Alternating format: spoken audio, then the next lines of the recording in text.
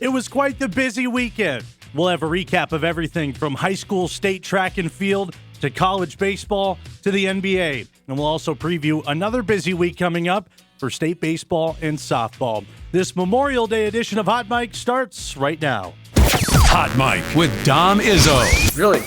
Really, Dom? No. I like what Dom's doing. Okay. Dom Izzo. Jeez, come on, Dom. What do you think I am, a magician? Yeah, I'm fired up, Dom. What else could I say? Absolutely. It was great to get on the field, and then Dom came up to me, and I'm trying to walk away from me. I just wanted to enjoy myself out there. Hot Mic. Great job. There's got to be some kind of intelligent question about something. Coach Dom Izzo, WDAY in Fargo, North Dakota. Can you give me a layup or something? Hot Mic. Presented by Northwestern Mutual. That program is second to none. On the networks of WDAY. You know, if it's not about sports, I find it very hard to concentrate. Here's Dom Izzo.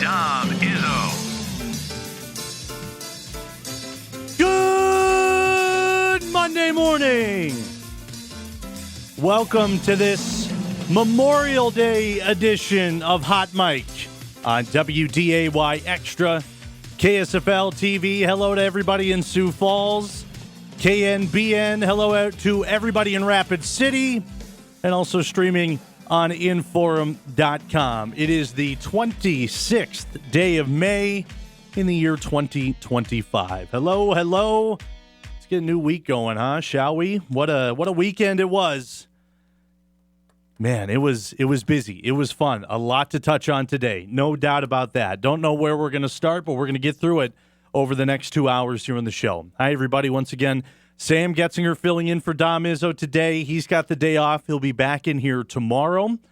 Again, it is Memorial Day, and before we get into the whole conversation about a busy weekend of sports and previewing another busy weekend up ahead, I know a lot of people have today off for this federal holiday, but I think it's important to remember the reason for this holiday. It's more than just going out and enjoying the beautiful weather that we have here today and getting outside. Obviously, that's a part of it. It's the unofficial start of summer, so get out there, enjoy things. The water might be a little cold at the lake, but good time to get out there. But I think it's important on a day like today to remember the reason for this holiday, and that's to honor those who lost their lives in the line of duty serving the country. So if you got a moment today, check out some of the events happening around the area. I know there's always plenty, and give thanks and take a moment to remember those that made the ultimate sacrifice. So I think that's important to remember as you go on throughout the day today. But again, it is the unofficial start of summer, so have a good day. Enjoy yourself. I'm going to try to get on the golf course later on today. We'll see how that goes. I imagine it'll be pretty busy. Speaking of busy, wild weekend. Holy cow. A lot going on from all edges and corners of the sports world. We're going to recap everything that we can. We here at WDAY just got done with the first year of televising the North Dakota State Track and Field Meet in Bismarck. What an experience. I said it on this show a couple of weeks ago. I had never been to a track and field meet before in my life. Where I'm from, New Prague, Minnesota, isn't known for its track and field. St. Cloud State didn't go to any of that there. And to experience that over this past weekend, 1,800 athletes, thousands of people at the Community Bowl, that was super cool. I am sunburnt to all get out. My forehead has started peeling this morning. I don't know if you can see it or not, but especially after Friday, I was as red as a tomato. And I made the rookie mistake of not putting on sunscreen on Friday because there was cloud cover. I was in a sweatshirt. Didn't make a difference. I am burnt, but looking back on everything, that was a lot of fun. In our first year, I think everything looked fantastic. Our crew, our mini army that we sent out there did a wonderful job. I know there's things to improve on, and we'll look forward to looking back at all the film and taking in everybody's suggestions and getting ready for next year. We'll recap all of the best moments, at least what we can in the limited amount of time we have. We'll recap those moments from this past weekend. So many unbelievable performances. So looking forward to getting into that once we get into our best of the weekend coming up a little bit later on this Monday morning. Also, some other big news over the weekend. Twins were back in action. We'll recap their 3-game stretch against the Kansas City Royals. The Wolves are back in business. What a Game 3 from them. I didn't get the chance to watch it. I totally forgot about it, and I was gassed after the state track and field meet. But looking down at the box score every chance I could, man, back in business. They're not done. They're not done. So we'll take a look at Game 3 and get you ready for Game 4, which is coming up a little bit later on tonight.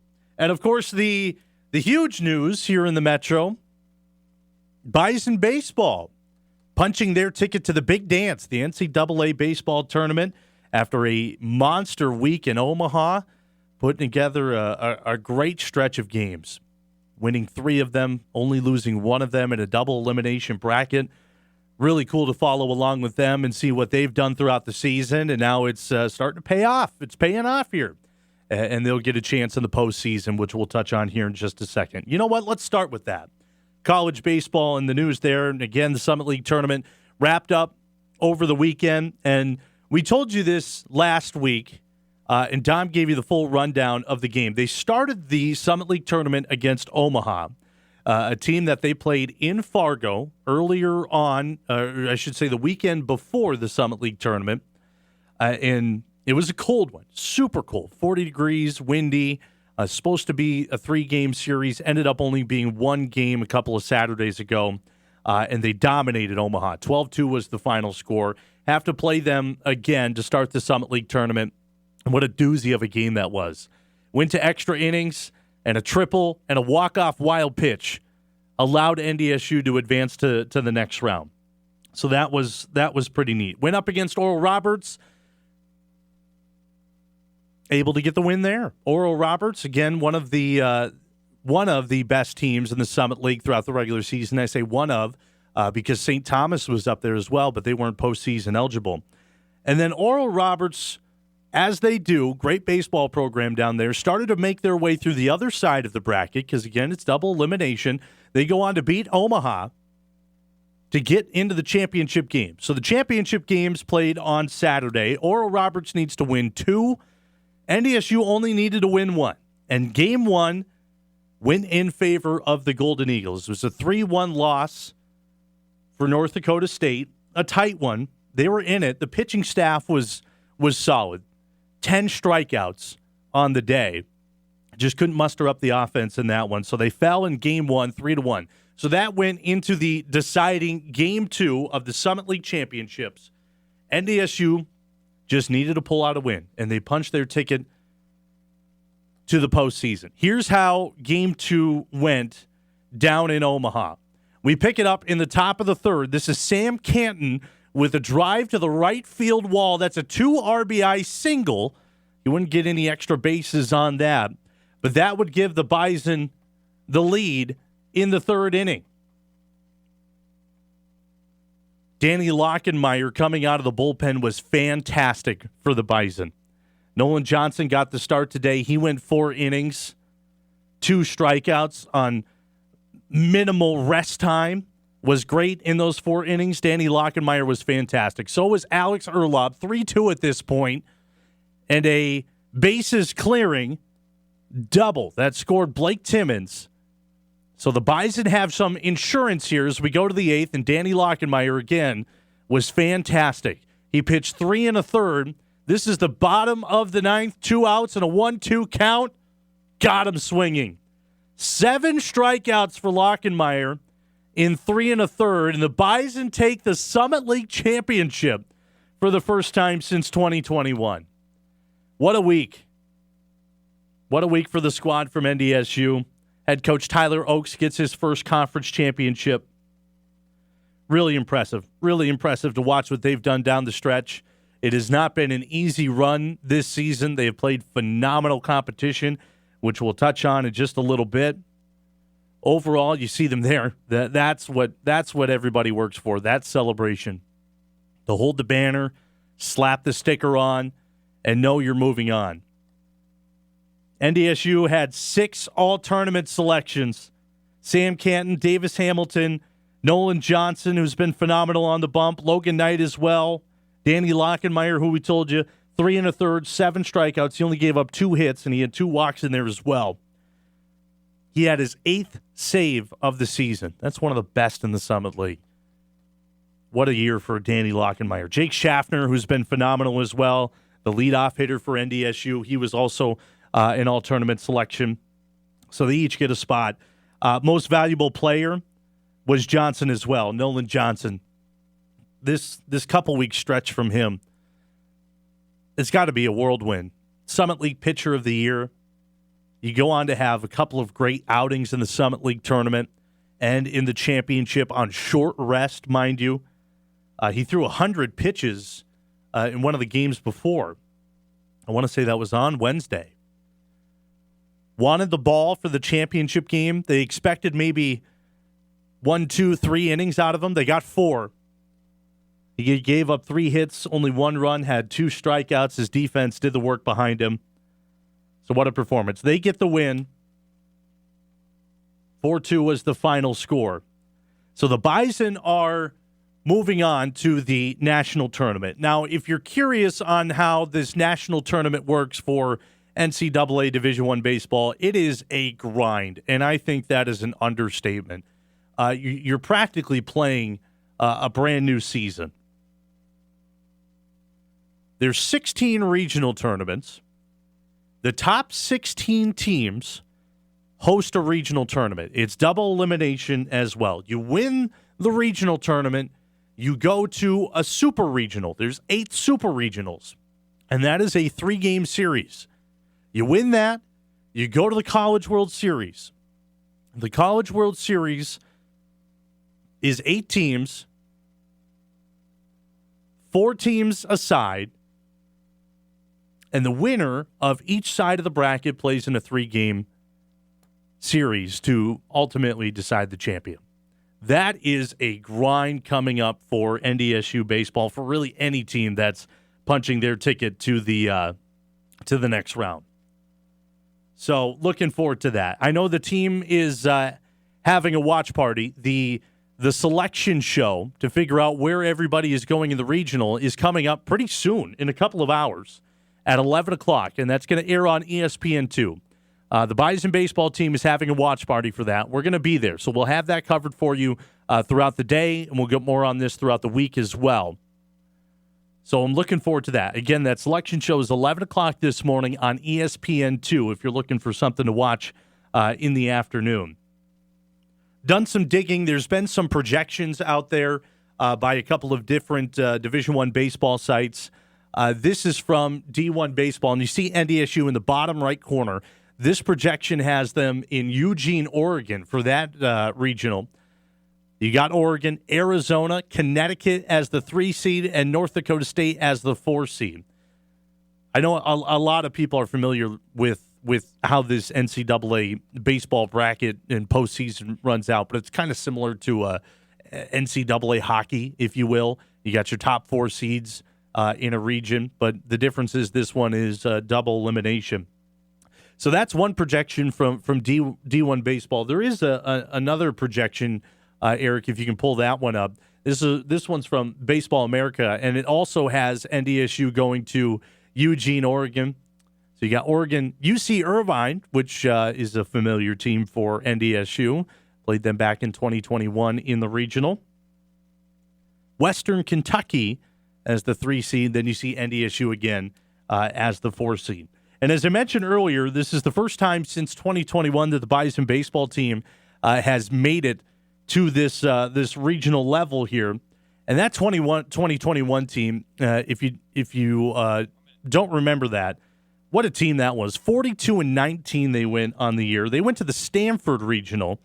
They lost to Stanford. They beat Nevada, but then they lost to UC Irvine. So if the projection holds up like it does in that second one for Baseball America, maybe get another crack at UC Irvine a couple of years in the making. But nonetheless, congratulations to Tyler Oakes. What a wonderful job that he's done, and congratulations to this NDSU baseball team. Beating Oral Roberts, not once, but twice throughout a week is not an easy thing to do. And when the season is on the line in the final game, pressure's on, that's difficult. And they were able to get that done. Super cool. So, again, we'll have coverage of that watch party and the selection show throughout the day on WDAY News, Inform.com. We'll get you ready for all that. We'll remind you of that coming up throughout the show as well. So the Bison are moving on after a stellar year. And, again, don't let the record they had this year fool you. Records don't matter at this point. They were 20-32 overall this year, but they played the toughest non-conference schedule in the nation. I know there's been some confusion. Toughest non-conference schedule, not toughest overall schedule. But that helped them throughout the year. There's no doubt about that. Start of the year against Dallas Baptist, always a tough team. On the road at Alabama, on the road at LSU, on the road at Tulane, Oklahoma State. Minnesota, throw them in the mix as well. That's going to get them ready for postseason play. Looking forward to that. Creighton as well. Thanks, Eric. Creighton was phenomenal this year. Tough competition, and they're only going to face tougher competition going into the regional tournament. So congrats to the Bison baseball team once again. That's a look at what they did over the weekend. Let's take a look at the rest of the show here. 2 hours coming your way on this Memorial Day Monday. A couple of great guests joining us as well. Our usual guests, Sam Herder at 9:30 and Jeff Kolpak at 10 o'clock, we're giving them the day off. They deserve it after all the hard work that they've done. Our guest today at 9:30, we're previewing State A baseball that's coming up this week up in Grand Forks. Top seed out of the East is Fargo Davies. We'll have their head coach, Hans Anderson, on at 9:35. Then at 10 o'clock, we're previewing some Class B softball that's coming up this week.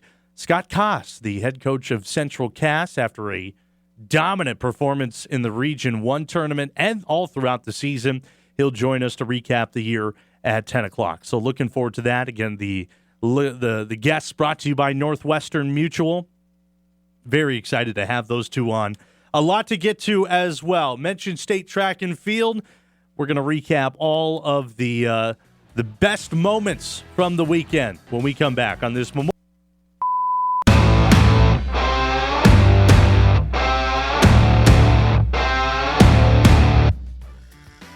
We do it each and every week at this time. Take a look back at the best of the weekend.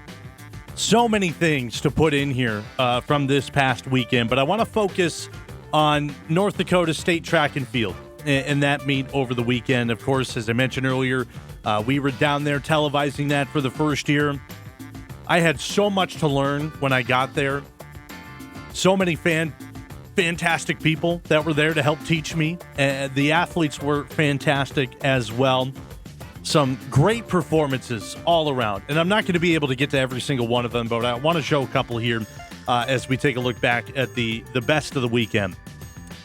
I want to start with one of the big names. As I was doing prep for this weekend, I just kept seeing her name pop up over and over again. That's Anya Olson from Velva Drake Animus, at the top of almost every all-time record in the state of North Dakota in the sprints.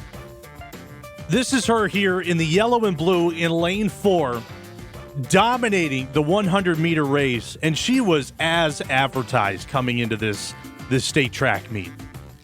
She completed the sweep in her junior season, the 100, the 200, the 400. She also competed in the 4x4 relay, which Velva was not projected to win. They didn't win, but they came in second in heat number 2. She is the next real deal in North Dakota State Track. You got your big names. The big one, Kelsey Belquist, comes to mind. She is up there. Really fun to watch. She ran the 100-meter in 11:56. That would have shattered the record, but I think they got it for the wind. I learned that wind plays a factor in these things. But regardless of the wind, unreal number. She ran the 400 that you're seeing here in 55:91. Got to give props to Crystalia Wagner. You see her on the right side of your screen from Harvey Wells County. She tried to give her as much of a run as she could, but that final stretch from Anya Olson is just so impressive. She went on to go to the 200-meter dash.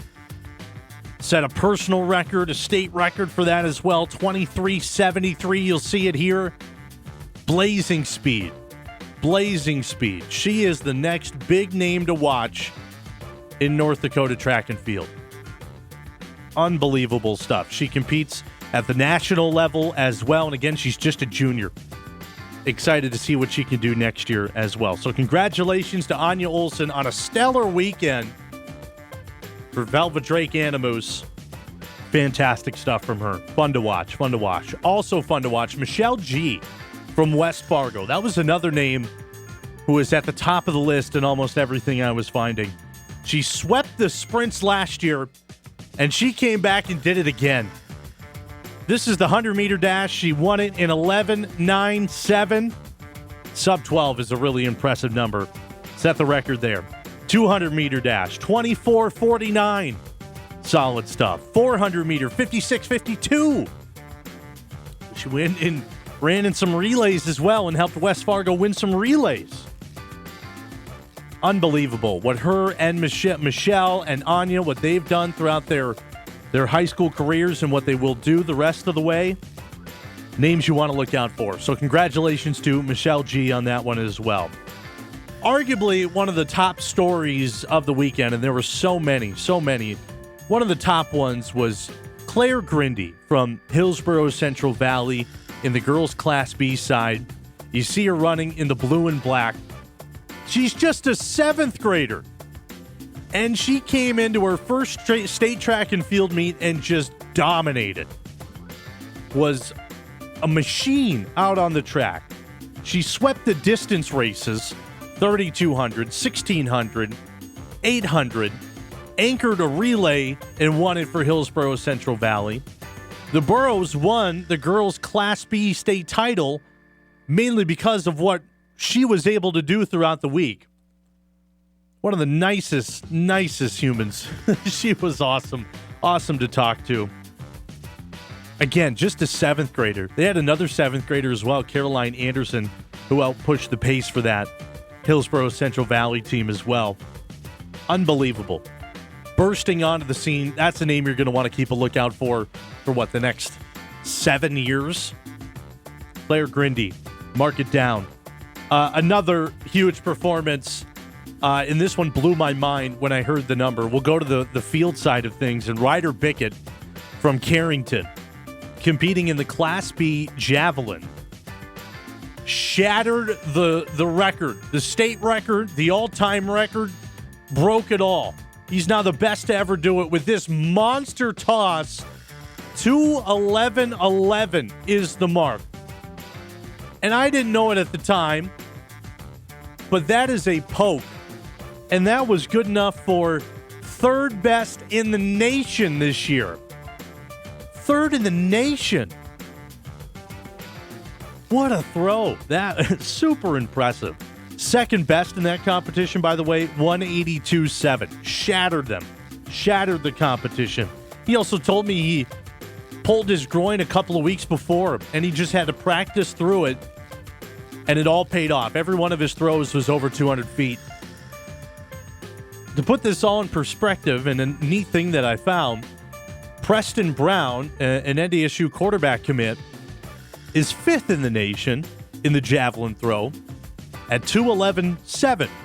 So this mark of 2:11.11 beat that. I think 2:19.7 was the furthest throw in the country this year. So congratulations to Ryder Bickett setting the record on that. Also, another record. I was locked in on the pole vaults this weekend. They were just amazing to watch. All classes, all divisions of it, but there's been nobody better in the state of North Dakota in the pole vaulting category than Blake Homiston from Dickinson. He came into this competition already the best pole vaulter in the state of North Dakota with a personal best mark of 16.1. And then throughout the state track meet, he finished with a 15.8 over the top of the bar. That set the state record. I also learned that the state record has to be set at the state track and field meet. The all-time record can be whenever. But congratulations to Blake Homiston with a mark of 15.8 Unbelievable stuff. There was also some other great local performances as well. Kate Lockway, and when I say local, athletes from the Metro, I should clarify on that. Kate Lockway in the hurdles, unbelievable. Winning for the fourth time. She won the 300 meter. She won the 100 meter. She was running all day on Saturday. So congratulations to Kate Lockway and what she was able to do throughout her high school career. She's committed to North Dakota State, so she'll be coming here next season. The amount of athletes that were committed to NDSU, unbelievable. Nora Delabar from Lemoore Litchfield Marion, the daughter of Andy Delabar, who's been on the show, the head coach of the football team there, shattered the discus toss, 151.10. That would have put her 7th best in Class A boys. So many great performances to shout out. The Immels from Bismarck Century, Ruby and Will, the children of Corey Immels, who was a great from Williston back in the day. They swept the distance events for Bismarck Century. Shout out to Bowman County as well. They won the Class B boys. Taylor Warner, who's also committed to NDSU, won every single race that he was in. Really fun to watch. The team winners from this last weekend, Bismarck Century won the boys Class A with 101 points. Taylor Warner and Bowman County won the boys Class B for a second consecutive year. 62 total team points for them. In girls Class A, it was Bismarck with 94.5 points. And that Class A for the girls side, that's a team title, came down to the final event of the weekend in the 4x800. They needed to win. They got the win. They were up there tight with Century. So congratulations to Bismarck for winning the girls Class A. Girls Class B, Hillsborough Central Valley, as we mentioned, with Claire Grindy and that squad winning the girls Class B title with 58 total team points. Congratulations to all of the athletes competing at state track and field. That's a special type of athlete that competes that weekend. I couldn't believe it. Couldn't believe what I was seeing and what these runners, throwers, jumpers, what they were doing throughout the week. It was impressive. Impressive to say the least. It was a fun weekend, no doubt about that. So congratulations to everybody that was competing. That's our best of the weekend. As we look back on everything that happened, let's keep on moving on this Memorial Day Monday. When we come back, we're chatting high school baseball. Davies head coach Hans Anderson will join us on the show next.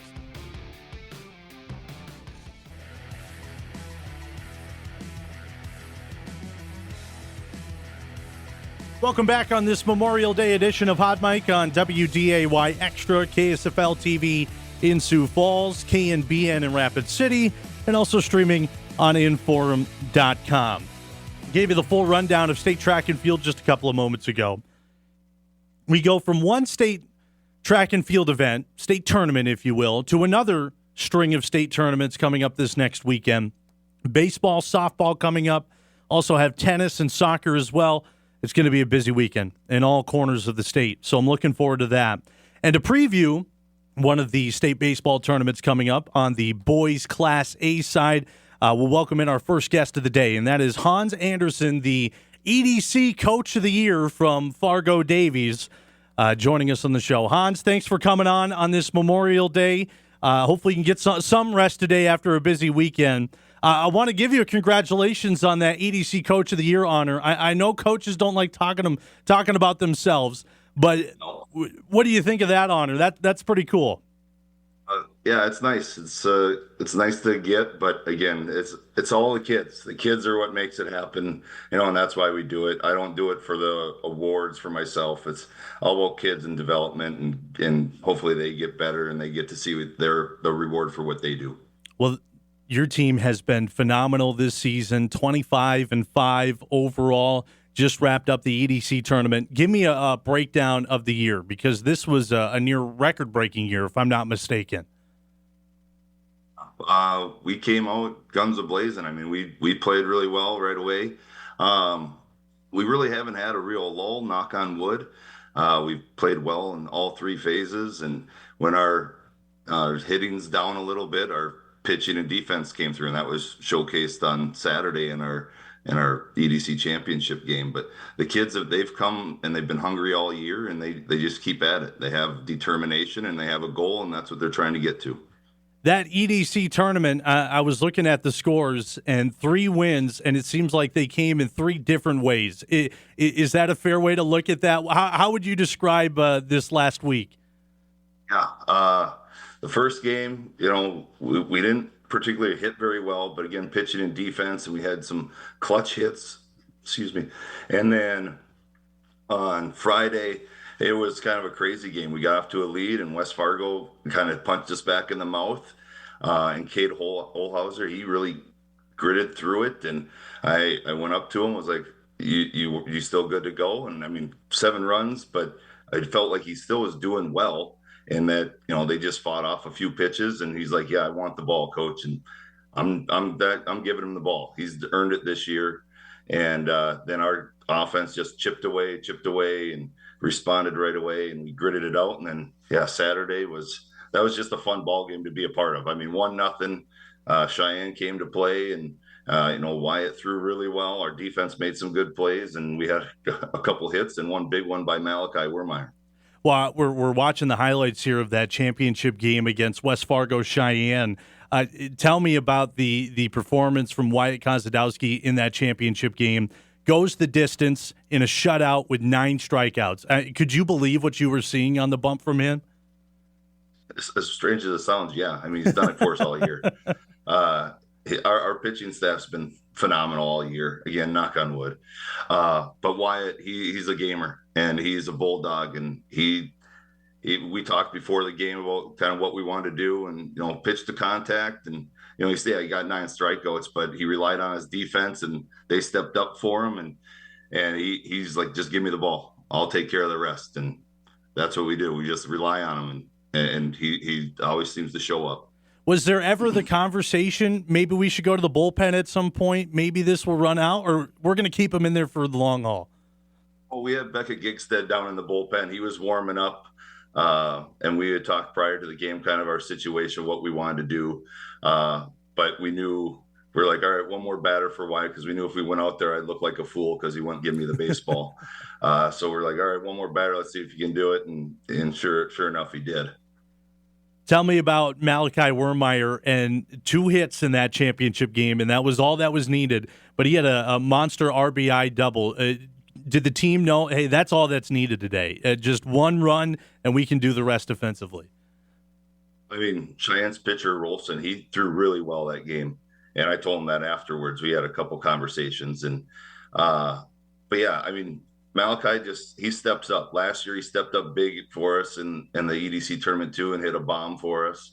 And this year he did it again. And, he's kind of been in and out of the lineup depending upon the day or the pitching matchup or kind of how we're thinking how things going. He's Mr. Positive. He's a great teammate, and he takes advantage when he gets his opportunities. I want to touch on the performance of Caden Newhart throughout the year. He's the EDC Senior Athlete of the Year. For those, and myself included, that have not seen him play, how would you describe him, and what has he meant to this Davies team? Norm's a great kid. He's a hard one to get a read on if you don't know him. He's just steady Eddie, and he doesn't let a lot bother him, or if it does, you're not going to know if it bothers him. And he's really stepped up this year. I mean, we started him on the mound a few times last year and get him some innings, because we told him last year, like, your right arm's a ticket for you. And then this summer and last fall, he really worked on it, and he came in this year, and we were impressed, and it was nice to see. And I mean, you see how big of a kid he is. He's a big frame, and you can still tell he's tweaking a little bit of things. But at the plate, I mean, he's a scary individual. I mean, I'm afraid in the coach's box every game when he comes up to bat. I wouldn't doubt that. At all. I want to touch on that pitching staff for this Davies team. Obviously, you go a couple years, you have Drew Rarick on staff, who's now pitching at Texas and just had a phenomenal career up here, and now looking to build on that down in the SEC. going into the year, were there questions on how this pitching staff would do? It really seems like you guys haven't missed a beat at all. I've been pretty open about it with the guys. I told them at the beginning of the year, I was like, I don't know where we're at. I mean, people are putting a target on our back, but we lost a lot pitching wise. I knew lineup wise would be okay. It was just pitching and figuring out how we were going to make that work. And Caden stepped up. Kate Olhauser threw non-conference games and some relief for us last year. And that was one of the reasons we had him throw in the third place game last year, is we knew he was going to have to be a big part of it this year. And he's really taken a big step for us. And of course we knew we had Wyatt, but after that, it was like, okay, we got two guys. Then Newhart stepped in. That's our third. And then other guys have put things together. And Becca Gigstead, he's gotten in there for our relief and stuff. And then we had Ashton Renes and Jackson Sturma and a bunch of other guys that have just been able to fill in voids and give us more depth in our pitching staff. So it's been really nice. When you look at this team over this last stretch here, you go to the semis last year, win the regular season EDC title this year, and then the EDC tournament title. How much confidence does this team have going into the state tournament? It's got to be through the roof. They're excited. They're confident, but they also know they got to be humble at the same time. Yeah. They got to have some humility. And me and my coaching staff, we always try to stay grounded with them. We want to enjoy the moment. But we always tell them, get happy, not satisfied. Like we don't want to be like, this is it. We want to have more. And hopefully this weekend we can do that. Yeah, looking forward to watching you guys play. Again, state baseball tournament for Class A up in Grand Forks this week. We'll give you a full breakdown of the bracket here in just a second. Hans Anderson joining us from Fargo Davies. Coach, when you look at the bracket in State A baseball, what do you see? What's the level of competition this year? It's fantastic, isn't it? There's no easy path for anybody. Yeah. I mean, you got a 4 seed in Jamestown, who we played early this year and we split with. They're really good. I know they didn't see our best arms and we didn't see their best arms, but they're a good team and they're well coached. And you go to the 4 seed from our side, and you got Fargo South, and you're probably gonna see Caden Nelson on the bump game 1, who's humming at 90-91 at times. And I mean, you're going to see some good baseball this weekend. Yeah, I'm looking forward to that. Even Cheyenne, the 7 seed going into the EDC tournament, they didn't play like a 7 seed, did they? No, we knew that when we played them earlier in the year, like they were just going through some growing pains. They had lost some kids, some key positions in pitching last year as well, and they were going through some growing pains, but they figured it out. And we all knew, like, everybody, once you make the EDC tournament, anybody could beat anybody. And it showed with Cheyenne, but we knew that they were a scary team, and they're going to be scary this weekend too. For you guys preparing for this, what is the couple day stretch leading up to the state tournament? What does that look like? Yeah, so today, we'll go through some defensive stuff, kind of button some things up, talk about some things, and then we'll do a bunch of hitting, get into those. We'll work on situations. We'll look back on, how things went with Jamestown and maybe things we might have picked up on, or what we realized, or what we need to do better in situations when we play them. And, but once the game starts, game plans sometimes go out the window, and it's just about the guys out on the field and if they're going to execute. Well, best of luck coming up this week. Again, Fargo Davies, the 1 seed out of the East after winning the EDC title, both in the regular season and the tournament. Best of luck, and thanks for coming on. We'll be in touch here soon. Thank you so much. Hans Anderson from Fargo Davies, the EDC Coach of the Year, joining us on this Memorial Day Monday. If we can pop up that State A bracket one more time, I know we showed you just a couple of moments ago, but to look at what's coming ahead, fantastic field, and we'll get this tournament started in just a couple of days. I'll give you the full rundown of the TV schedule in just a little bit as well. Start the tournament with Mandan and South. What a game that's going to be. Mandan's got some great talent, and as you heard Hans just say, South has got some great talent as well. So that's 11:30 on the 29th, and that's 3 days from now. So that's a Thursday. That's everything going to start. Cheyenne Legacy after that at 1 o'clock. Minot Horace, that one's going to be fantastic. Horace was phenomenal all year long. Things didn't shake out the way they wanted to in the EDC tournament, but they get a chance to go to state and prove themselves again. So 4:30 on Thursday, the start time of the quarterfinals, and then Davies in Jamestown, the nightcap, 6:15. Projected start. Again, all projected. Who knows what's going to happen throughout the day. But we'll broadcast all of those. We'll tell you the TV schedule in just a moment. But we're due for a break. So let's get into that. When we come back, we have a lot more to talk about. Again, at the top of the hour, Scott Kost joining us from Central Cast. We're talking Class B softball when we get to that point. Hot Mic rolls on after this.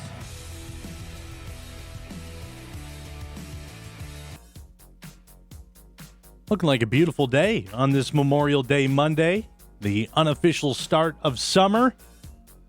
Big thanks to Hans Anderson for joining us from Fargo Davies, the head coach. They are the 1 seed out of the East in the State A baseball tournament that starts on Thursday. We'll have all the coverage of that coming up. We'll let you know that in just a moment. Do want to let you know, we'll chat Twins, we'll chat Wolves, we'll chat Pacers, Knicks coming up in hour number 2, so be sure to stick around for that. Scott Kost joining us in just a couple of minutes at the top of the hour to talk Central Cast softball and Class B softball, that state tournament coming up as well. Gave you a rundown. So the amount of state tournaments coming up this weekend, there's a ton of them. We're going to be there for all of them. So don't worry about that. If you don't have your WDAY Plus subscription or don't have a way to get to any of the networks of WDAY, better get that figured out soon. WDAY Plus is going to be your central hub for everything going on. You got State A and State B baseball this week. State A, State B softball. Girls soccer and girls tennis state tournaments this week as well. Let's throw up some of the brackets here that are coming up this week and get you prepared for that. And again, I mentioned the TV coverage. So this is for Class B baseball that is played at Newman Outdoor Field. Starts on Thursday. We're going to have all the action for you at 11:30 in the morning on WDAY Extra. You can watch State B baseball and softball on WDAY Extra. Starts at 11:30. Second game's 35 minutes after that. The night session, 4:30, and then you got 35 minutes after that one as well. We'll be there for you on the semifinal Friday and championship Saturday as well. All other games will be streamed, so don't worry about that. This is the Class B boys baseball bracket.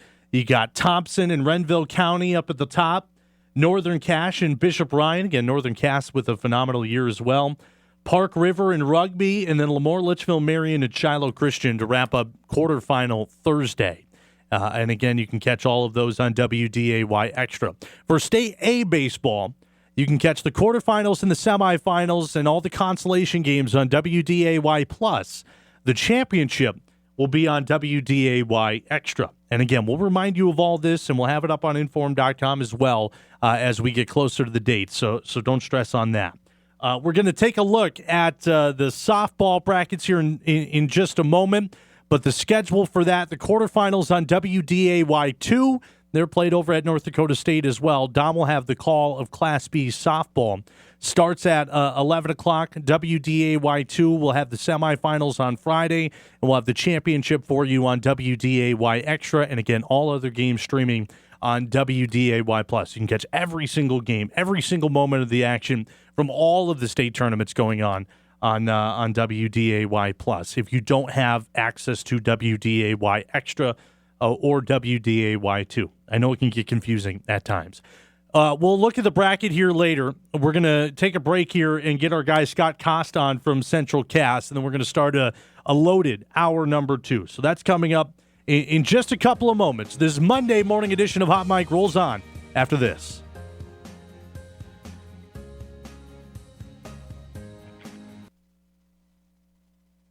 This is Hot Mic. Hot Mic. On the networks of WDAY.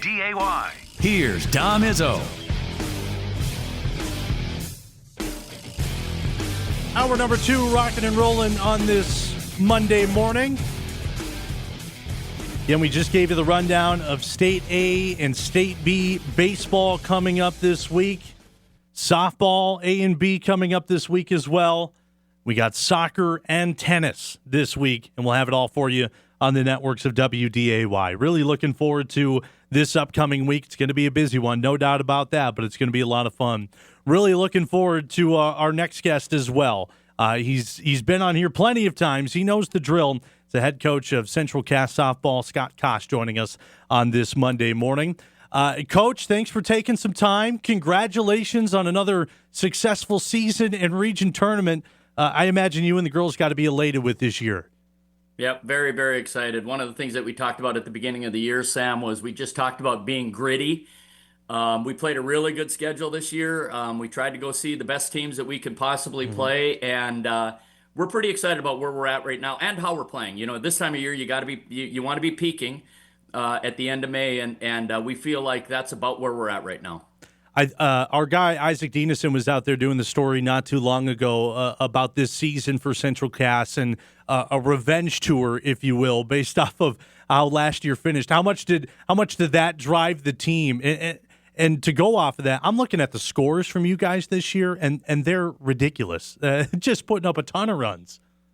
Yeah, we. I think every team kind of has to take on its own personality. Every year I've done this, every team is a little bit different. This team is pretty locked in right now on what they want to do. I mean, we set out at the beginning of the year, we're going to go compete for a championship. And not, the region championship is great. Girls are excited about it, but we want more right now. And so, we're going into this weekend with the expectation that we're going to compete for that championship. Well, give us a rundown of that region tournament that just wrapped up a couple of days ago. Outscored the competition 62-2. You got to be happy with that number. What can you say about the region tournament? We obviously we hit the ball really well. Yeah. So we had a great week of practice leading up to that. So I kind of expected that, hey, the bats are going right now. We got to make sure we're playing good defense and we're pitching well. But we had great at bats, Sam. And that was the big thing. Started out a little bit slow in the championship game against Hillsborough. It took us a couple innings to get going, and then it was either the third or the fourth inning where we kind of blew that one open as well. So, part of it, you just got to keep swinging the bats, and good things happen. So. Throughout the year, you talk about swinging the bats and having hot bats at this time of the year, but it seems like you guys are getting it done both offensively and defensively. Do they complement each other so well? They really do. I'm convinced that when the defense is standing out there for long innings because the pitchers aren't throwing strikes or you're making errors or whatever the case may be, I think you come into the dugout a little bit flat. If you can have a quick inning defensively, you get in and off the field, and then you're swinging the bats again. I'm just 100% convinced that it all kind of plays together, especially in softball. And this is a super young team. If I'm not mistaken, no seniors on the squad. You graduated 2 last year. The confidence level of these girls has to be through the roof. Is that correct? Yeah, they're playing at a very high level right now, and you have to play confident. I mean, we don't want to play on our heels. We don't want to play like we're going to lose or afraid to lose. We want to go out there and compete. And right now, I think they're feeling pretty good. We got practice tonight, so we'll see how things are going after we gave them a couple of days off. But I feel good about how we're practicing and how we're playing right now. I imagine for you as the head coach, you got to be smiling ear to ear with a young team, knowing they're going to be around for a little while. Is that right? Yeah, it's great, and they're a great group of kids. The reason I keep doing this is because I love being around the kids, and we got a great group of kids, great group of parents. Our school administration is very supportive of the things that we're doing, and so it's a lot of fun. And you touched on it earlier, the ability to play tough teams in your schedule. You're playing Class A teams, the Bismarcks of the world, the West Fargos out there as well. Was there ever any nerves going into those games by some of the girls, knowing they're playing some of the bigger schools, or was that they were confident, steady Eddie the whole way? Because you put up great performances against them. Yeah, I think I do. They do get nervous. I mean, they're human beings, so they get nervous, and they're they're young ladies. But we talk about it at the beginning of the year. We want to go out and play the best teams that we can possibly play. So I very much appreciate the Class A schools that are willing to play us and push us and test us, because you can do a lot of things in practice, but it's very hard to replicate what happens in those meat grinder type games. And if you don't ever play in them, and the first time you're doing it is at tournament time, that's just not a good thing. So. Right. I feel like we've been tested, and we see what happens when we make mistakes, and then it's just a whole lot easier to work on those things and make sure that you're doing things right when it comes to tournament time. Shout out some names here for someone that's going to watch Central Cass softball for the first time this season during the state tournament coming up here in a couple of days. Who should they be on the lookout for? Pitching and defense we're hitting well, but pitching and defense is kind of where things start. So we've got Whitney Mitchell as a sophomore. She started for us in the state championship game last year, and she's been steady all year long. Has a number of pitches that she can throw. She's playing very confidently right now behind the plate. I have a junior, Aspen Perrine. She's our leading hitter, but she's also been so solid defensively. So when you look up the middle, what we're trying to do in order to put a good defensive team on the field. Sophie Sherwhite is our shortstop. She's just a sophomore. She's our third leading hitter right now. I've got a lot of speed, so we can put some speed on the base pass. So I feel like I didn't know what was going to happen at the beginning of the year, Sam, because we did lose a couple of starters. I also lost one due to injury, and so there were 3 starting positions that we had to fill. And the kids have really responded and they've come through well. Looking forward to watching you guys play against Scott Kost from Central Cass joining us here. When you look at the grand scheme of things in Class B softball and to see the level of success that Central Cass has had over the years, what could you say is the driving force behind that, the longevity of success behind everything? One thing I would say is that myself and the coaches that I have, we've been around a long time.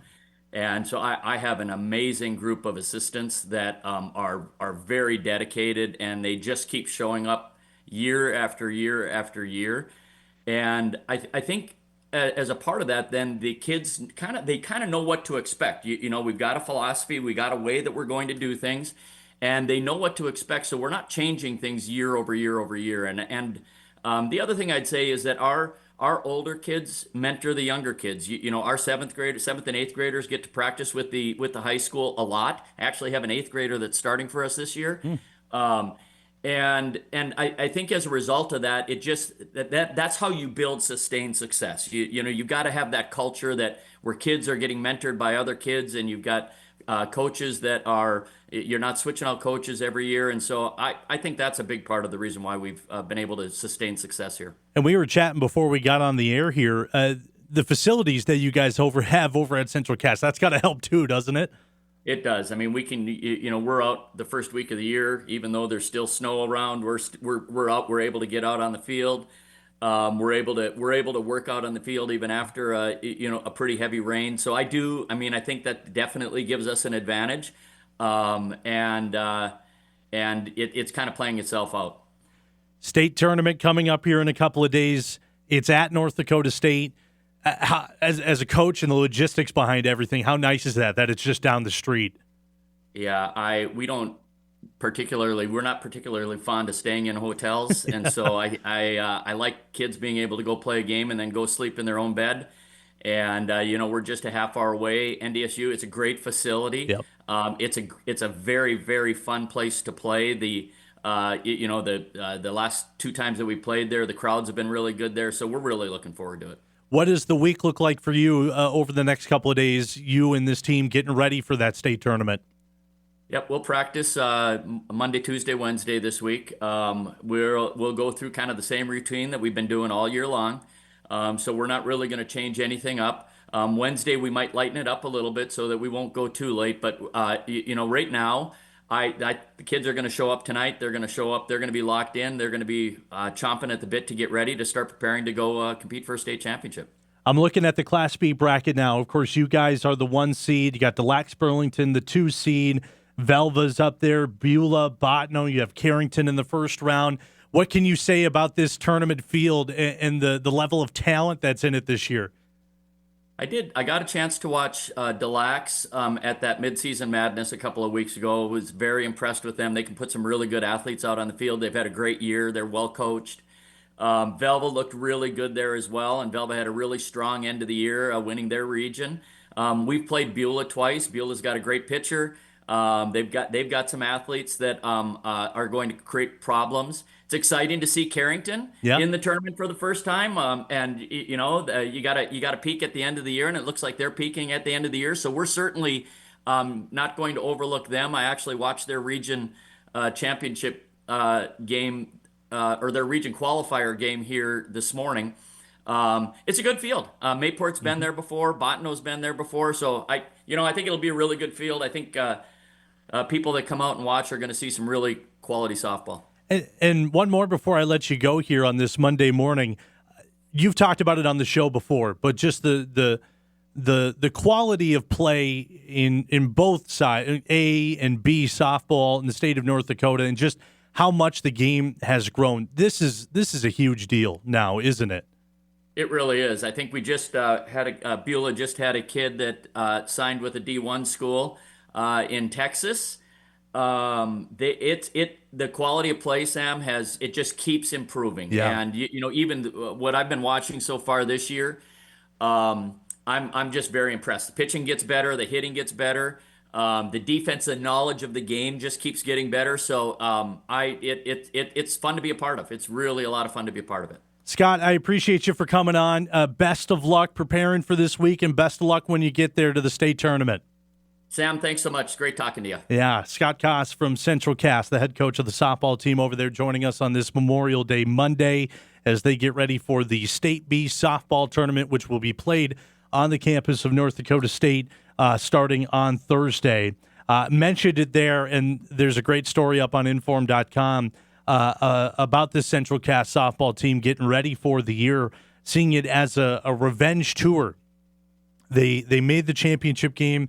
They're used to being on the dog pile after the final pitch of the season, but last year that wasn't the case after falling to Kindred, and they really wanted redemption on that. They got that. They're back. They're trying to get another state title. That has been the premier program in Class B softball in the state of North Dakota. No doubt about that. Excuse me. Looking forward to it. And again, we showed you the brackets of State A baseball, State B baseball. Just to give you a quick rundown on that again, State A baseball up in Grand Forks will have all the games for you starting on quarterfinal Thursday to semifinal Friday to championship Saturday. For State A baseball, they will be up on WDAY Plus, and then the championship will be on WDAY Extra. And we'll get you all the consolation games, the third place game, the fifth place game, you name it. All that will be on WDAY Plus for Class A baseball. Class B baseball played at Newman Outdoor Field. We'll have all of that on WDAY Extra. Quarterfinal Thursday, semifinal Friday, championship Saturday. We'll have the 7th, 5th, and 3rd place games on WDAY Plus on Saturday. Championship game for that at 7 o'clock on WDAY Extra. Going into the softball side of things, Class B softball, you just mentioned it. We'll have all the games for you on WDAY2, the championship on WDAY Extra.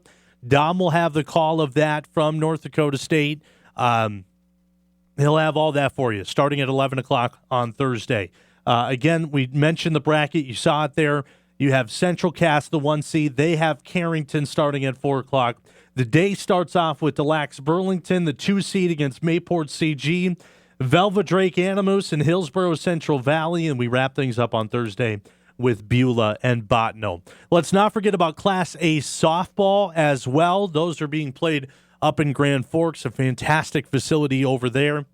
All of those games similar to State A baseball on WDAY Plus with the championship on WDAY Extra. All the championships are on WDAY Extra on Saturday, so looking forward to bringing you that. The bracket for that is as follows. Red River's the 1 seed out of the East. They have Bismarck Century, or excuse me, I'm looking at soccer. You guys got it correctly on the screen here. Minot Davies on Thursday. North and Dickinson, Williston and Cheyenne, Red River and Bismarck is the Class A championship bracket. Excuse me. For State A softball coming up, our guy Ryan McNamara will have the call of that throughout the weekend here as well. I'll have State A baseball. And then we go over to Soccer and tennis. We're not done with just baseball and softball throughout the week. For girls soccer that's being played in West Fargo this week, we'll have all those games for you on WDAY Plus, and the championship on WDAY2 at 3:30. The soccer bracket is Red River and Century. Red River, the 1 seed out of the East, Century, the 4 seed out of the West. Then you have Mandan and Shanley. And then the night session is Minot and Central and Davies and Jamestown. So a lot going on. And again, you can catch those on WDAY Plus and the championship on WDAY2. And then you have Girls State Tennis Championships up in Grand Forks. All of that on WDAY Plus. We'll have the coverage on Saturday starting at 10 in the morning. So get your WDAY Plus subscription. That can be your central hub, and you can watch everything from there. And again, you can watch it on demand as well. I know I just word vomited all of that out to you, and it's going to be hard to follow that. But we'll have the full details up on social media pages, inform.com. Dom will talk about it on the show as well. A lot going on. We have an army going out to cover these events and share the stories of these athletes and keep you updated on what's happening throughout the state tournament. So we are looking forward to all of that. No doubt about it. No doubt about it. It's going to be fun. And again, if you missed all of that or it didn't make sense, don't worry. We'll let you know again. You'll have a couple cracks at getting this down. It's hard for me to follow sometimes with just so much going on. But just know the saving grace, WDAY Plus, you get your subscription, you got it all in one place. Got it all right there. All right, that being said, due for another break. Let's step aside. When we come back, we got a lot more to touch on. We'll recap the Wolves from the weekend and the NBA playoffs. Also, we'll talk some Twins as well. We're also going to do some racing, Indy 500 talk at some point over the next 45 minutes. Hot Mic continues after this.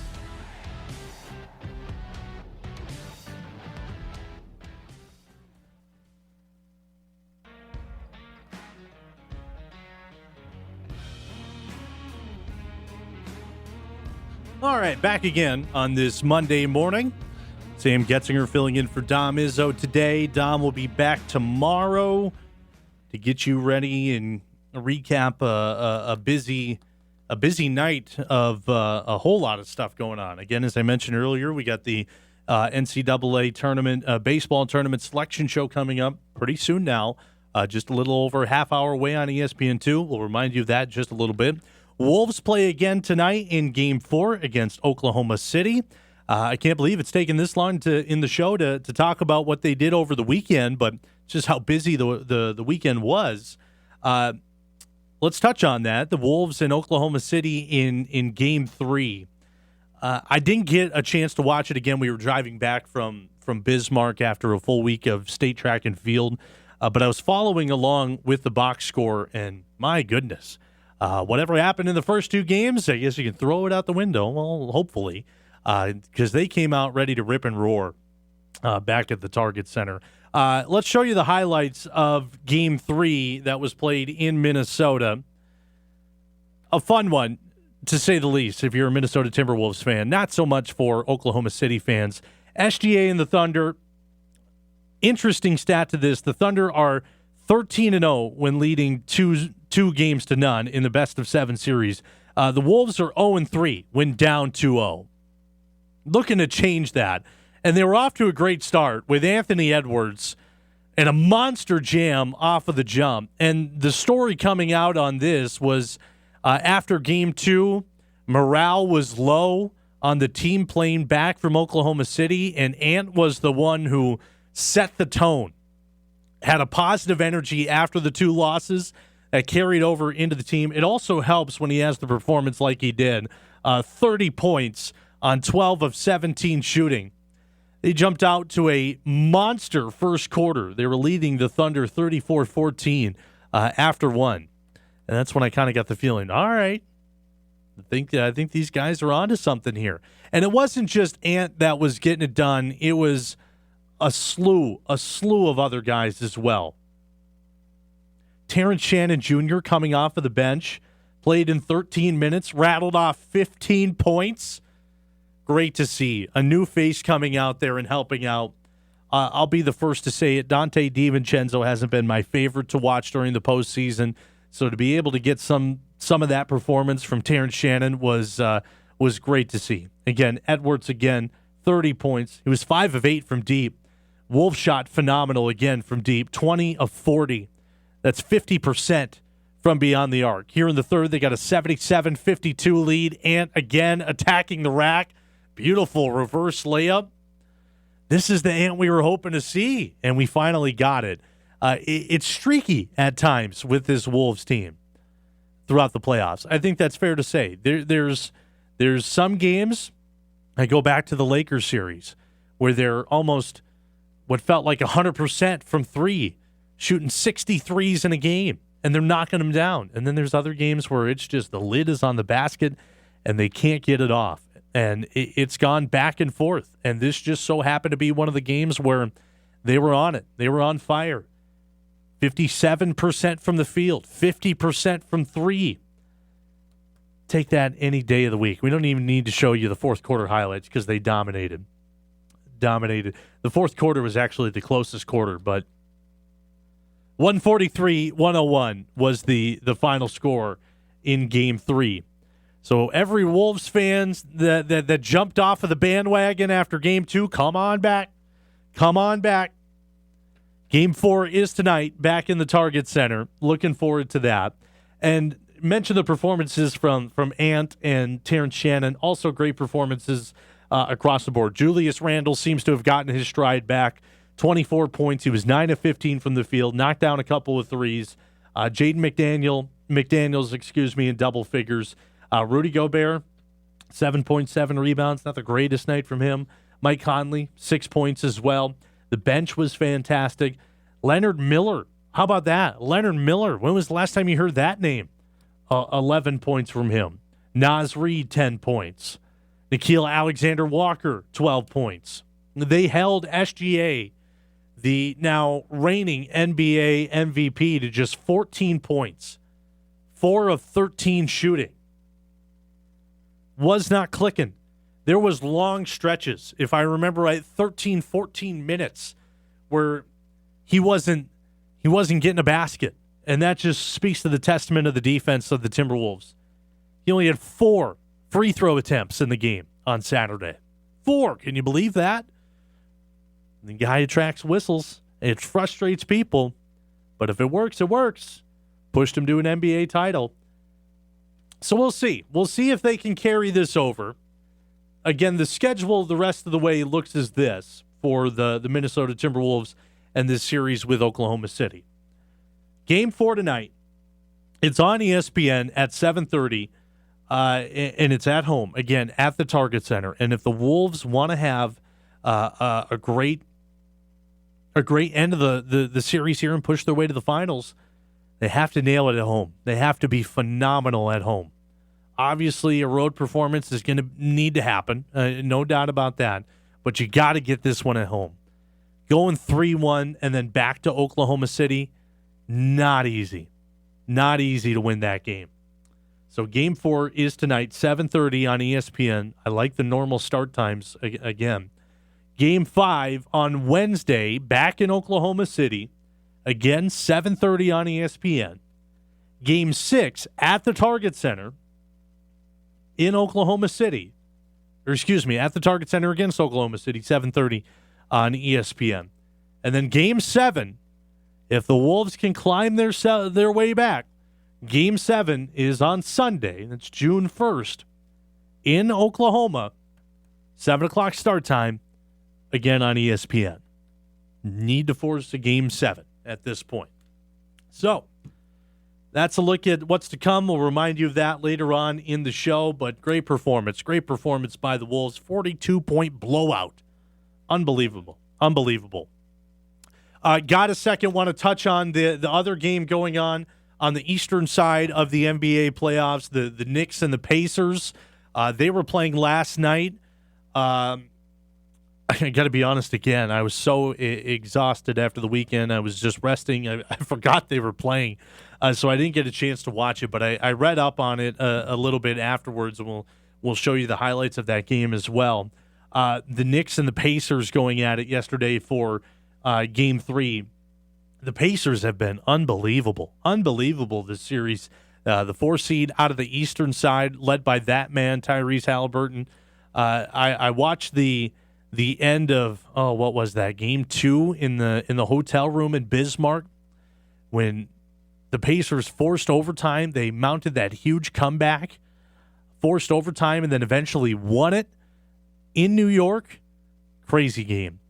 This was also a crazy game. The Knicks were trailing huge at one point. Indiana and Halliburton got this to a 20-point lead, and some way, somehow, the Knicks did what they've done pretty much all postseason so far, and that's mount monstrous comebacks. What did they do? They came back down 20 against Boston twice, didn't they? And they were able to do it here against the Pacers. They eventually took the win, 106-100. And the series now is a 2-1 lead for Indiana. Big game from Cat. 24 points, 8 of 17 from the field. Had 3 triples, a couple of huge dunks in there as well. 15 total rebounds in the game. Yeah, you see it there. 3 20-plus point comebacks this postseason. I tell you what, the NBA and the NHL this postseason stretch, I know it's a long postseason, but it's been entertaining. The quality of games that have gone on. If we have time, we'll show you the NHL playoffs as well, that bracket. But to go back to the box score here for the Knicks, Jalen Brunson, 23 points. OG Anunoby, 16. Mikal Bridges, 15. The bench helped out when they needed to, but a big performance from Cat. Sprung on another fantastic comeback for New York. So there you go. There's a loose breakdown of what happened in Game 3s in the NBA playoffs. Wolves, 42-point win. Knicks, 20-point comeback. That's what happened over the weekend. So the Pacers and Knicks will play tomorrow in Game 4, 7 o'clock for that one on ESPN. And again, Indiana leading the series 2-1. Wolves trying to tie the series up at 2 apiece tonight, 7:30 on ESPN. All right, due for a break once again. When we come back, we're going to chat some Twins baseball, back on the baseball topics. Big weekend, wild weekend for them. We'll take a look at what happened in just a little bit. We're also going to chat some racing. Indy 500 talk. That's coming up next on Hot Mic.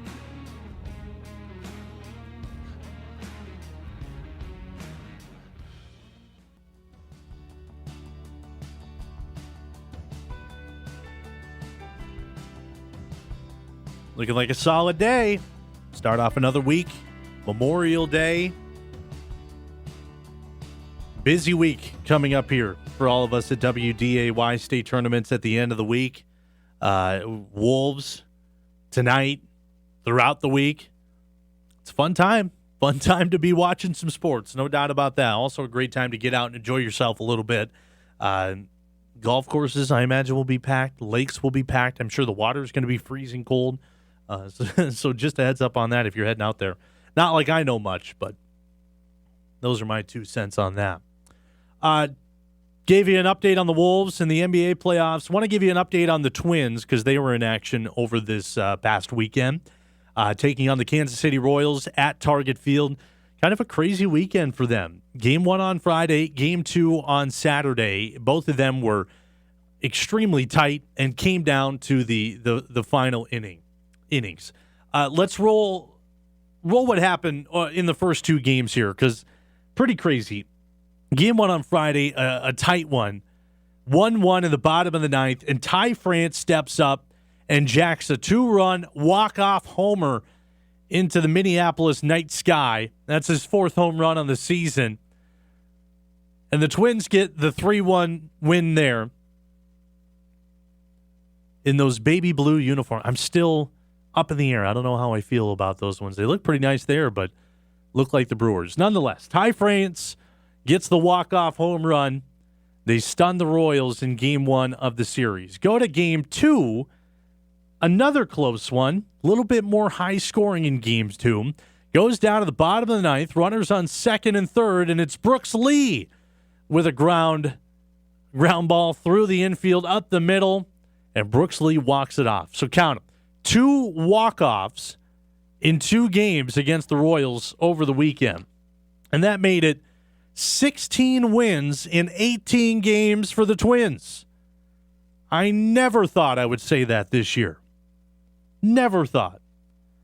So then we go to Sunday against the Royals. The Twins entering Sunday with 3 walk-off wins in a row. 4 walk-off wins in their last 5 home games. That's exciting. That'll bring fans to Target Field. No doubt about that. So we go to Sunday, and it's another close game. Roll the highlights of Game 3 yesterday. Not the greatest offensive day for the Minnesota Twins. We'll get you those clips here in just a little bit. Another close game. Not the greatest offensive day for the Twins. Only had, they have 3 total hits. Scored once in the first inning and couldn't muster up anything after that. But luckily, the Royals weren't able to get really much of anything going either. Bailey Ober on the mound started for the Twins. He was great. Went 6 2/3, 7 hits, 1 earned run, 3 strikeouts. Saw the run there. So we go to the top of the ninth. Great defensive play out in right field. Stops any damage. We go to the 10th. They have that automatic runner on second. And a bloop into left field. Play at the plate. Throws not in there safely. Lofton comes in to score. 2-1. Duran blows it. It's all right. Not the end of the world, but yeah. So the Royals give the Twins a taste of their own medicine. The Twins aren't able to get anything done in the bottom of the 10th. So 2-1 the final score. Twins are now 29-23, still above 500. Take that. Ober, as I mentioned, goes 6 2/3. Duran goes an inning, gives up that hit. And it's not an earned run again because of the automatic runner, but it was enough to get the job done. So the Twins take 2 of 3. They fall just short of that sweep, just short of the sweep against the Royals. They do climb up the central standings. Look at those here in just a second. Twins are back in action tonight. Start a 3-game stretch in Tampa. They got the Tampa Bay Rays. 6:05 tonight, 6:05 tomorrow, and 12:10 in the afternoon on Wednesday. Chris Paddock will get the start for the Minnesota Twins tonight. Dom will give you a full rundown of everything as the week goes on. So be sure to keep in touch on that. The Twins in the AL Central standings, they're still up there, tied for second now with Cleveland. Both teams are 29-23. 4 games back of Detroit, who's having an absolute phenomenal year. 34-20 overall this season, 4 games up on Cleveland and Minnesota. This series against Minnesota was huge. They needed a couple of wins because Kansas City's right in the back pocket of Minnesota, 29-25. They're a game back of Minnesota, 5 games back of first place, and then the White Sox wash them out. Don't think we need to mention the White Sox at all this season unless they have a Moneyball-type performance, which I don't see that happening. You never know. Never know. So congrats to the Twins picking up 2 of 3. Wanted to touch on this while we have a couple of moments here, and we're getting ready to wrap up the show on this Monday morning. I am not a race guy by any stretch of the imagination. I didn't grow up with that in the household. I never really got into it, but I know the Indy 500 is a huge deal. If I'm correct, it's the oldest auto race in America. So when the Indy 500 runs, we got to mention it. It was quite the race, and I was doing some reading up on this. We'll show you what went down here in just a moment. Alex Palau got the win in the Indy 500. He was able to snatch the lead in lap 187, and then he held on to win the 109th running of the Indy 500. Apparently, it's the greatest spectacle in racing, and I don't doubt that one bit. There's Palau there after taking the win and going for the celebration by the brick road and drinking the milk as well. So congratulations to Palau. In my reading, come to find out, this guy is the real deal. He's got almost a near perfect start to the season. With this win the other day, that is the 5th win in 6 races. Pretty impressive. Eric's back there. Eric, I know you're more of a racing guy than I am. Did you watch the Indy 500? What do you think of all that? Yeah, I watched basically, I didn't watch all of it, but I was more watching for the Kyle Larson double attempt. I was going to mention that. I was reading up on that. That seems like a pretty wild ordeal. Can you explain that a little bit? Yeah, so he tried to do it last year too. Last year he finished, I think, 18th, and then the 600 got rained out, so he got rain shortened. So last year he said, I'm just going to stick around for the Indy 500 and then go to Charlotte for the Coke 600. And it's only been done by one driver, and that was Tony Stewart back in 2001. So, this feat is really hard to do. And Larson, unfortunately, crashed out, I think, at, lap 92, 91. Yeah, 91. And then I saw there was a helicopter that came and picked him up. I was doing some reading up on that as well. And Larson, and I totally understand. He said it was a day to forget. No doubt. It was a weekend he wish he could have back. Because as Eric mentioned, crashed, and then what did he do? He went to the Coke 600 and then spun out, didn't he? Yeah, he was in the lead, and before that, he hit the wall, and in these cars, you can hit the wall, where the older ones, you really, the steel body cars, you couldn't hit the wall, because if you hit the wall, your day was done.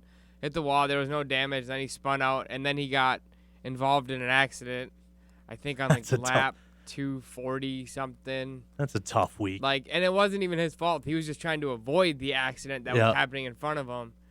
But yeah, but the Indy 500, they're going for a month at this racetrack. Training, getting ready for this. You're hitting speeds of 240 in a tow.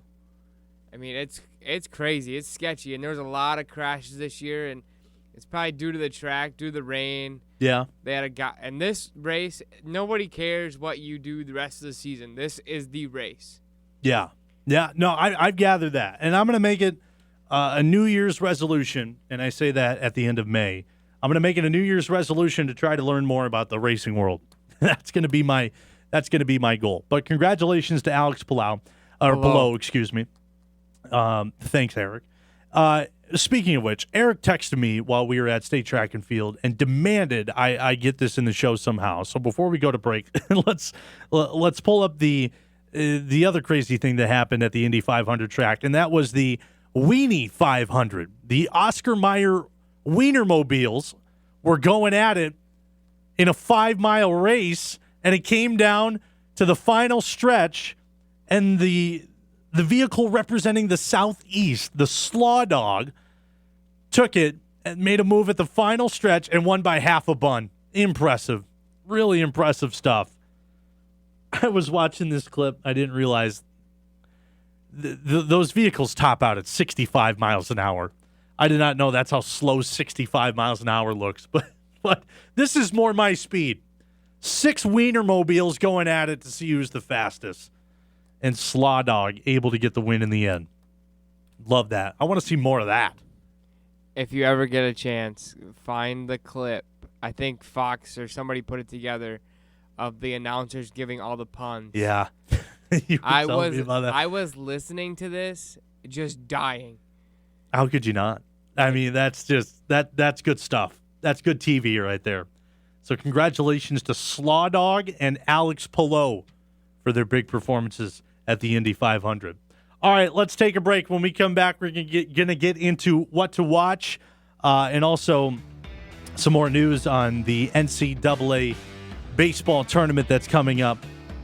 We'll get you an update on that before we wrap up the show. Hot Mike wraps up after this.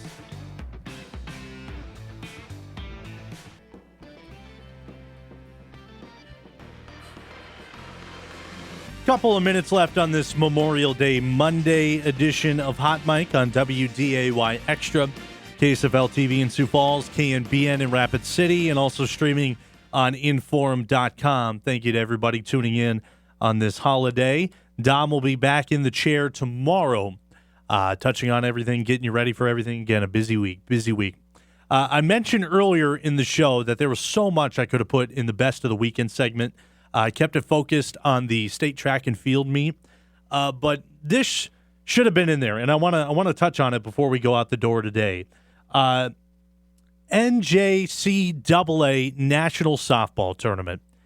NDSCS is involved in this, and what a grind of a tournament it is, and what a performance that NDSCS put together over the last couple of weeks here. It was a 6-game stretch. They went on to go down there, and it was in DeWitt, New York. Dom knows more about that than I do. Don't know where DeWitt is, but had a pretty nice facility. You'll see the video here in just a second. They went on to beat Surrey Community College, Hudson Valley Community College. Then they took on Patrick and Henry Community College. They lost a game, but luckily it's double elimination, and NDSCS came back ripping and roaring through the other side of the bracket. Beat Monroe Community College. That put them into the championship game. They needed to win 2, and they did exactly that. They were taking on Patrick and Henry Community College once again. And if we got the video, let's throw it up. They won the first game 2-0, and then this was the second game against Patrick and Henry. A 5-3 win, a fly out to wrap it up. That's their second national championship in program history.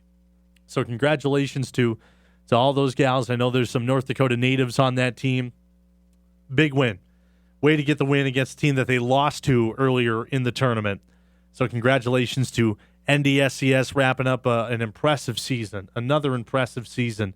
They conclude the year going 54-14-1. That's a 790 win percentage. Fantastic. 21-3 in conference play in the year as well. So congratulations to those gals on the win and the national championship, their second one going back down to Wahpeton. Mentioned earlier, of course, NDSU baseball winning the Summit League over the weekend, taking down Oral Roberts. They had 2 games in the championship game. They needed to only win one of them. They lost the first, won the second, and that's the one that mattered. So they are moving on to the national tournament in the NCAA. And I gave you the rundown of the stretch of how this tournament works earlier. It's a grind. You got the regional, you got the super regional, and then you have the College World Series. We know for sure what the regionals are going to shake out as. Top 16 teams host the regional. And it's a who's who of the college baseball world as to who's hosting these regional tournaments. Georgia, Auburn, Texas, LSU, North Carolina, Clemson, Coastal Carolina, which is a fantastic baseball school, Oregon State, which is also a fantastic baseball school, Oregon, Alabama, Southern Miss, don't sleep on them. Tennessee is always a powerhouse. UCLA up there in the Big Ten now. Vanderbilt, Ole Miss, and Florida State. Those are the schools that are going to host a regional. And as we showed you earlier, some of the projections, potential chance that NDSU goes to Eugene, Oregon for their regional tournament. A couple of projections posted them at Eugene. So we'll see how it goes. And that leads us into our what to watch before we get out the door on this Monday morning.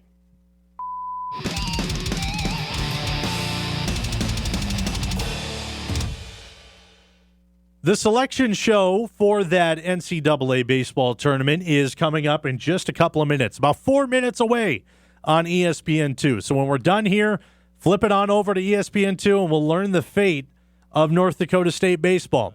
They're having a watch party on campus. I'm going to rip over to that after we're done here, and we'll have an update up on Inform.com of where they're going off to. We're going to talk to head coach Tyler Oaks, some of the players, hear from them as they wrap up a fantastic regular season conference tournament and then go into postseason play, deeper into postseason play. I should say. So we'll have coverage of that on WDAY News tonight and on Inform.com. Minnesota Tampa Bay Twins baseball 6 o'clock on Twins TV, and the biggie Oklahoma City in Minnesota for Game 4, 7:30 on ESPN. Tune into that. Dom will give you an update on those games coming up tomorrow as well. Big thank you to Hans Anderson from Davies for joining us earlier in the show, and to Scott Kost for joining us as well as we get ready for state baseball and softball. Dom's back in tomorrow. We'll see you then.